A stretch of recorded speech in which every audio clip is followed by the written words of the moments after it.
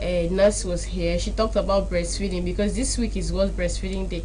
I'm sure many of us didn't even know that this week is World Breastfeeding Day. And that brings us to the topic that we are going to talk about today.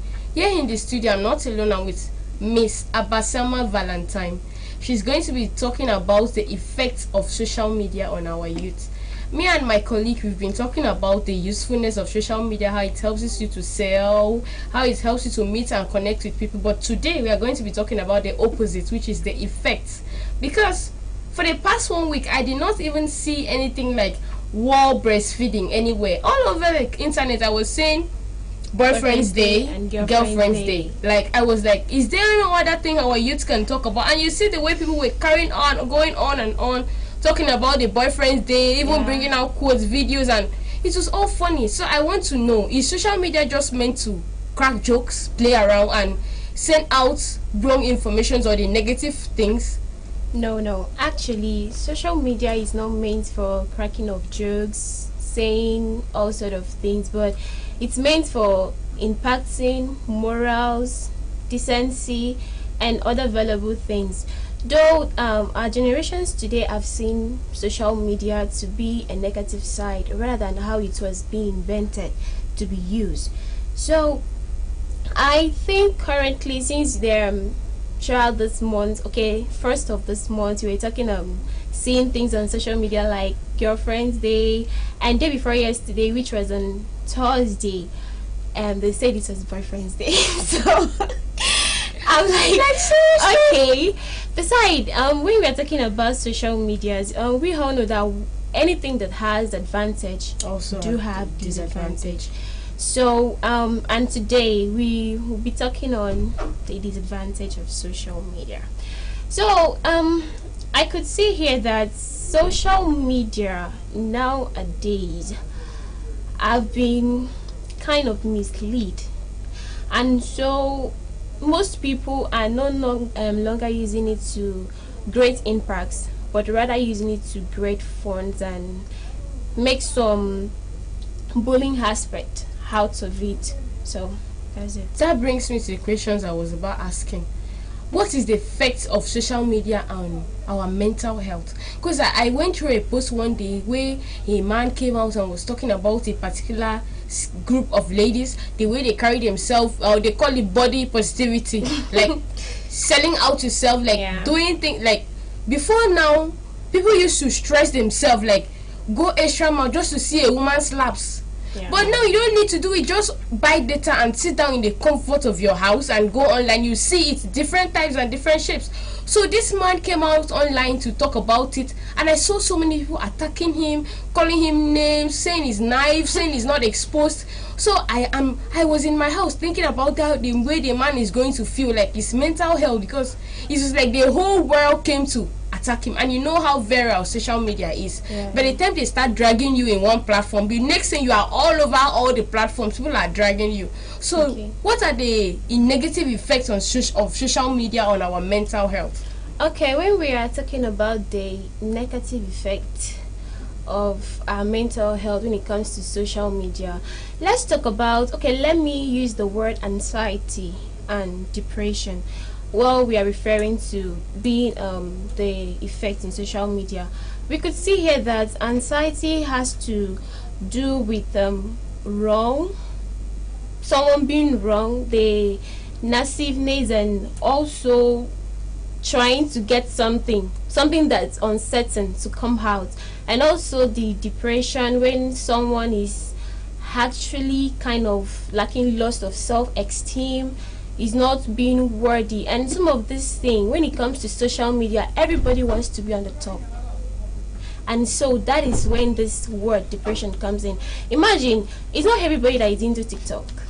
It's not everybody that is into Instagram, Twitter, and other social platform, name it. And as such, someone that is not into such social media platform feels so depressed. Wow, why am I not there? I'm missing a lot, and I'm out of dates, and so on and so forth. So it leads to anxiety and depression. The person may not be able to steady and focus, but rather he or she might find himself as being inferior and depressed. Okay, that brings me back to what I was telling my friend last week. I said, if you're not contented with what you have, you'll always be forced to like try to and there's a common saying that everybody is rich on social media. You don't know who is who on social media, and I sometimes wonder why you get yourself depressed or worried about what someone is doing on social media when you don't know his or her sources of income. Like, why should you be depressed? My major concern is the people that are being bullied on social media. So what are the potential dangers of people that are going through cyber bullying?